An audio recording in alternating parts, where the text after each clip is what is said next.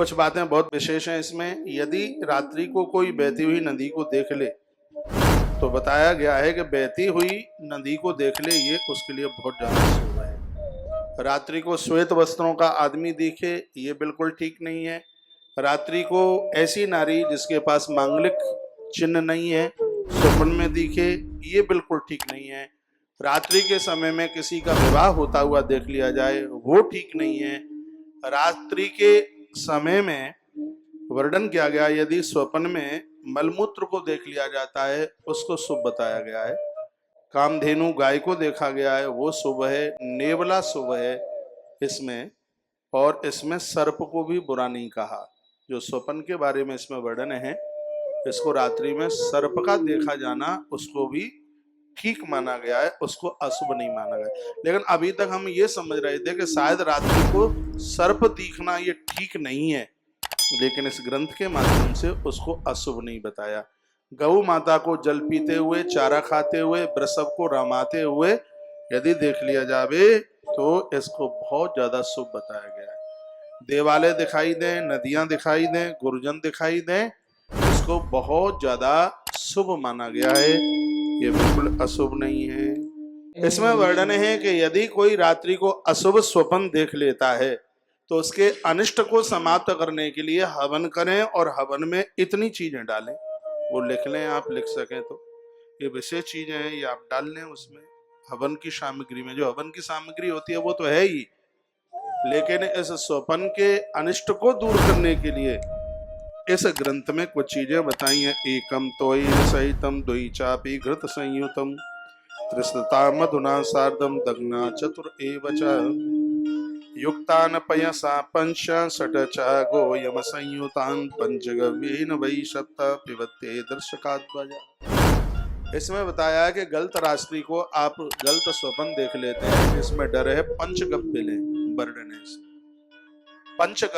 पंचगव्य ले लें सुबह। और इसमें एक बड़ी सुंदर और बात कही है, अच्छा सपना देख लेते हैं तो सोना मत, और गलत सपना देख लेते हो तो एक बार नींद जरूर लें, क्योंकि नींद लेने से उसका असर समाप्त हो जाता है। कितनी अच्छी बात कही है, थोड़ा धीमे बजाओ। यदि रात्रि को बढ़िया सपना देख लिया है तो खड़े होकर के ना धो लो, फिर सोना नहीं है। और कुछ ऊट पटांग सपना देख लिया है तो एक बार सोने की कोशिश। बढ़िया सपना देख लिया है किसी को बताओ मत, और गलत देख लिया है तो सबको बताओ, तो उसका अनिष्ट समाप्त हो जाएगा। जिसने स्वप्ना ठीक नहीं देखा है रात्रि को, उसके लिए कहा है कि सुबह वो पंचगव्य ले ले, उससे उसका अनिष्ट दूर हो जाएगा, या शहद ले ले, उससे अनिष्ट दूर हो जाएगा, जल पी ले, उससे अनिष्ट दूर हो जाएगा, थोड़ा घी ले ले, घी चाट ले, उससे अनिष्ट दूर हो जाएगा, थोड़ा 1 चम्मच दही ले ले, उससे भी उसका अनिष्ट दूर हो जाएगा। ब्रह्म पुराण में तो वर्णन, उसमें तो गजेंद्र मोक्ष के पाठ के लिए वर्णन किया गया, यदि कोई गलत स्वप्न देख लेता है गजेंद्र मोक्ष का पाठ कर ले, तत्काल उसका अनिष्ट दूर हो जाए।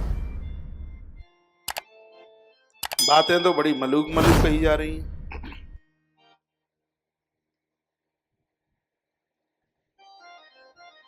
बोले बाल कृष्ण लाल की जय हो, हनुमंत बलवंत महाराज की जय हो, जय जय श्री राधे, जय जय श्री राधे, श्री राधे। और कुछ सामग्री है इसमें डालने के लिए। इसमें आप जो सामग्री में छोटी छोटी सूखे नारियल की, जिसको गिद्दी का गोला कहते हैं, उसके छोटे छोटे टुकड़े करके ये हवन सामग्री में आप जरूर मिलाइए, इससे स्वप्न का अनिष्ट बिल्कुल दूर हो जाता है। थोड़ी सी राई डाल करके, सरसों के दाने हवन सामग्री में डालकर यदि उसकी आहुति डाली जाए तो उससे भी स्वप्न का अनिष्ट दूर हो जाता है। राई के बारे में वर्णन किया गया। सामग्री में थोड़ा दूध मिला ले, हल्का सा हवन की सामग्री में थोड़ा गौ माता का कच्चा दूध मिला लें और उससे आहुति डाली जावे तो उससे भी स्वप्न का अनिष्ट दूर हो जाता है। ये बातें लिखने के लायक और आप लिख नहीं पा रहे। आपको मालूम है कि भोर का स्वप्न कभी कभी अपने आप में 100% सही हो जाता है। वो बोल रही थी, त्रिजटा सपने वानर लंका जारी, जात दान सेना सब मारी, खर आरूढ़ नगन 10 शीशा।